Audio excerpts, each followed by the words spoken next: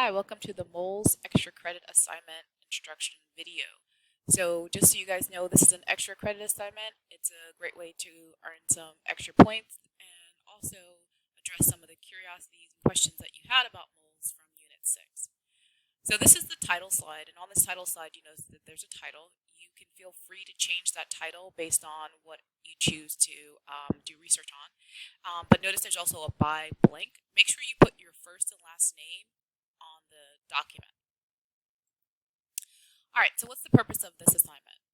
So during Unit 6, you guys asked some really good questions about moles. And rather than giving you the information and just in a PowerPoint or something like that, I think it's actually better for you to do what a scientist does when they have questions about things, which is do some research. I would like for you to explore this topic on your own. And there are 4 questions that you may answer in this PowerPoint based on the questions that you guys had. The first question you must answer, and then the last 3 are some optional questions that you can choose. You choose one of them to answer. So let's start with the first question, which is shown in the bottom. What is a mole and why is it important? Now, the reason why this is required is because the topic is about moles, and so that will be something that's useful to have. But also, it's somewhat of a review because in Unit 6, we've addressed this question many times. So this will give you a chance to look back at your Unit 6 notes. The second question is, who is Avogadro and why is the quantity of a mole named after him? Or in other words, why is 6.02 times 10 to the 23 called Avogadro's number? So you can actually change or any of the questions in a way that the wording makes more sense to you. So if you prefer why is 6.02 times 10 to the 23 Avogadro's number, feel free to use that as the question. But anyway, that's the second question that you can choose from.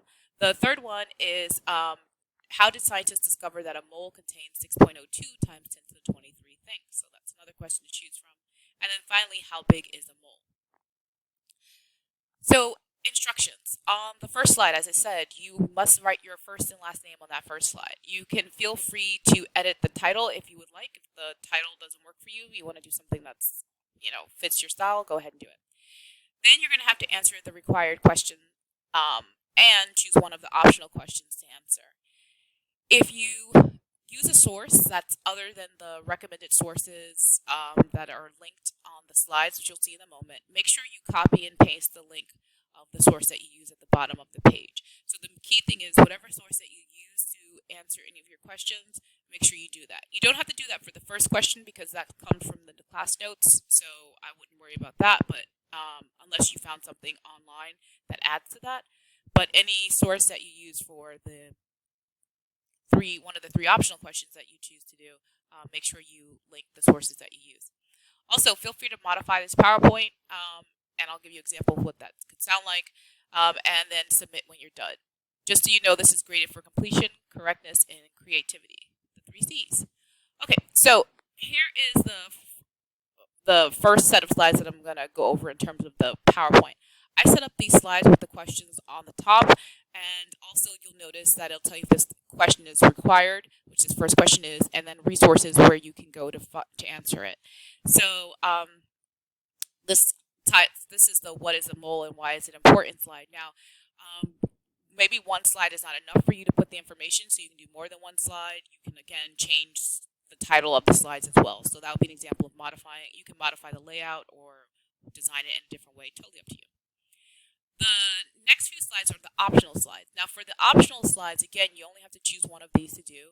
And once again, you can change the question if as long as it makes sense and it's still relevant and applicable.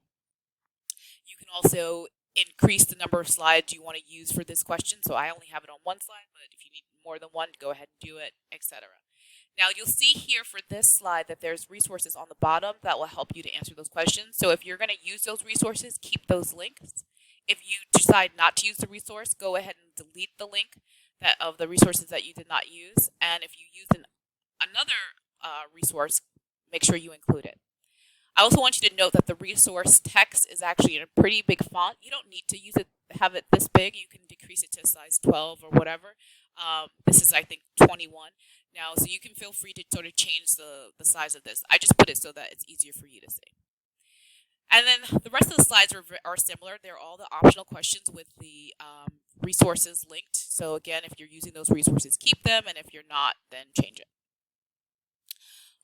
So that is pretty much it for this video. I hope you found it helpful, and if you do this extra credit assignment, great. Make sure you submit it in Schoology, because that's how I'm going to be checking it. If you can't submit it in Schoology, as you know, just let me know, and then we'll work a way around it. All right, have a quality day, folks.